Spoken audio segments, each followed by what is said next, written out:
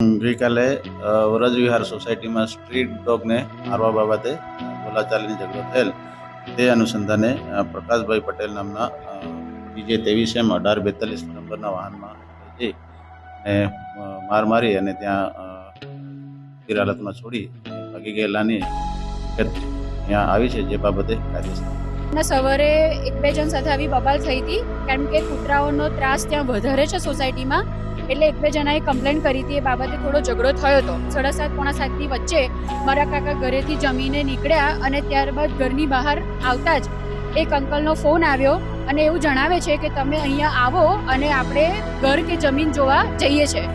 એમને ગાડીમાં બેસાડીને 4 જણ હતા, 4 થી 5 જણ, અને એમને ગાડીમાં બેસાડીને ઢોર માર માર્યો છે. સાંજના 7:30થી ગુમ થયેલા હતા. એ 1:30 વાગે અમને મળ્યા. 4 થી 5 છોકરાઓ જે હતા એ પકડાવા જોઈએ અને એમને સારામાં સારી ન્યાય મળવો જોઈએ, અમારી એવી આશા છે. ગાડીની તો ખબર પડી નથી ગાડી કઈ હતી એવું, પણ એ લોકોએ મકાન બતાવવાની લાલચથી એમને લઈ ગયા હતા અને પછી એમને લગભગ 2 થી 3 કલાક સુધી ઢોરમાર મારવામાં આવ્યો છે. સીસીટીવી ફૂટેજ પોલીસ પાસે હજુ અમને ખબર નથી, પણ ત્યાં સુધી ખબર પડી છે કે કુલપોર વિલા કરીને અમારી વ્રજવિહાર સોસાયટીની બાજુમાં નવી સાઇટ પડે છે, એના સીસીટીવીમાં ત્યાં એક કેવા મૂકીને એ લોકો એમને લઈ ગયા હતા.